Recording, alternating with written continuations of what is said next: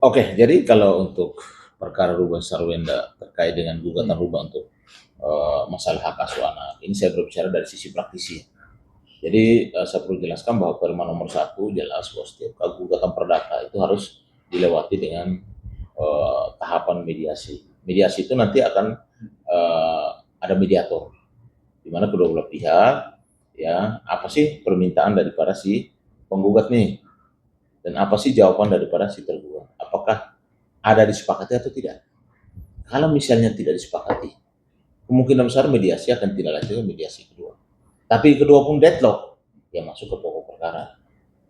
Ruban kan menginginkan hak asuh anak yang sebelumnya jatuh kepada ibunya, itu kan dicabut. Tentunya dengan alasan-alasan yang masuk akal juga, ya kan? Dan menurut saya, Ruban sebagai seorang ayah itu punya kewajiban juga sebenarnya, karena anak masih di bawah umur. Tentunya memang masih butuh kasih sayang sebagai seorang ibu. Tapi Ruben melihat mungkin saja karena selama diasuh oleh ibunya, ada hal-hal yang menurut Ruben itu adalah tidak wajar, ya sehingga Ruben berkeinginan, saya sebagai ayahnya saya mau menjadi pengasuh, pemilik hak asuh.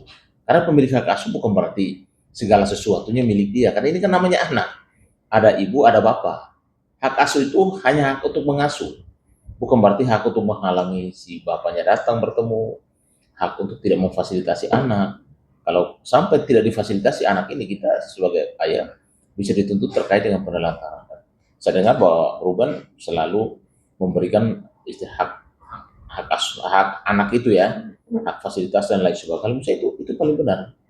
Tetapi dalam hukum atau konstitusi kita bahwa ketika pemegang hak asuh itu dilihat bahwa ada hal-hal yang tidak wajar karena mungkin jam istirahat anak atau jam anaknya terganggu karena anak tersebut ikut di dalam suatu apa namanya media publik dan lain sebagainya, ada seorang asing yang datang ke rumah, tinggal di rumah, yang menurut Ruben mungkin itu juga menjadi salah satu alasan bahwa rumah ini kan milik bersama.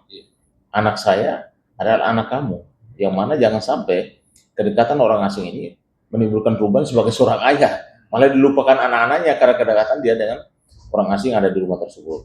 Saran saya, sebaiknya anak ini diasuh bersama saja.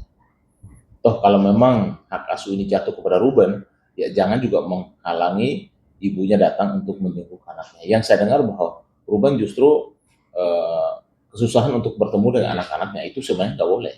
Karena hak asuh bukan berarti menghalangi ayahnya untuk datang, bertemu, ajak jalan-jalan, bercengkrama dengan anaknya. Karena itu kan hanya mengasuh hak yang diberikan oleh pengadilan, kan anak masih di bawah umur. Tentunya dia butuh kasih sayang seorang ibu, dan tentunya juga dia juga butuh kasih sayang sebagai seorang ayah. Dan ayah walaupun bukan penerima hak asuh, dia tetap harus memberikan nafkah termasuk fasilitas uang sekolah ya untuk anak ini, mungkin biaya hidupnya, bahkan memberikan dia masa depan, karena anak ini akan tetap mendapatkan waris ya sampai kapanpun. Kalau anak ini besar, bahkan nanti ke depan, hak waris tetap dia dapat, hak fasilitas dia tetap dapat, hak nafkah dia tetap dapat sampai dia nanti dewasa nanti ya gitu. Bang, ketika Sarwenda mengatakan dia tidak mau melibatkan lagi atau terlibat lagi terkait uang biaya nafkah anak ya bang, dia bisa mandiri lah gitu, bisa mungkin menurut abang itu gimana sih bang? Sedangkan kan ayah bisa bilang kata abang wajib gitu untuk membiayai ini, tapi dengan Sarwenda bisa mungkin nggak mau dikaitkan lagi lah terkait biaya soal anak itu. Kalau menurut saya ini bukan soal masalah Sarwenda itu punya uang, punya. Ini adalah perintah undang-undang. Ini perintah Undang-Undang Nomor 1 Tahun 74 tentang perkawinan. Bahwa seorang ayah dan ibu itu punya kewajiban untuk memberikan nafkah, fasilitas, bahkan biaya pendidikan, biaya hidup, ya. Bukan berarti karena salah satu pihaknya itu memiliki biaya, lalu satu pihaknya udahlah kau nggak usah biaya, nggak bisa. Ini perintah undang-undang. Walaupun Sarwenda mampu secara ekonomi, tetapi sebagai Ruben, sebagai seorang ayah, dia tidak boleh melalaikan kewajibannya. Karena justru itu kalau Ruben tidak menjalankan, dia bisa kena juga penelantaran anak. Jadi ini adalah tanggung jawab bersama. Anak itu tumbuh kembang itu tanggung jawab bersama. Walaupun secara hukum, hubungan suami istri itu sudah tidak ada. Tetapi hubungan mereka saat ini adalah berfokus kepada masa depan anak. Nah kalau bicara masa depan anak, berarti kedua belah pihak punya tanggung jawab dong. bukan hanya Sarwenda, bukan hanya Ruben.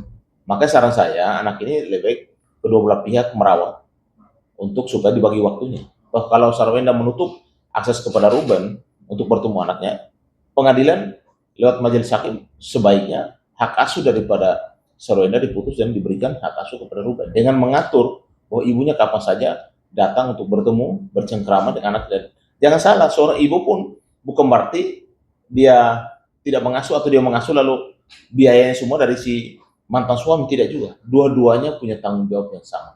Mungkin dari hasil kasih sayang, mungkin dari biaya pendidikan, biaya sekolah, bahkan untuk tumbuh kembang anak, itu adalah tanggung jawab keduanya. Maka jangan orang lain ikut campur dalam urusan anak. Termasuk pacar. Jangan kan pacar, orang tua kandung pun nggak boleh. Undang-undangnya sangat tegas. Dia yang memberikan izin kepada ayah kandung dan ibu kandungnya, atau kepada anak atau bapak angkat atau ibu angkat yang sudah anak diangkat secara resmi oleh pengadilan gitu.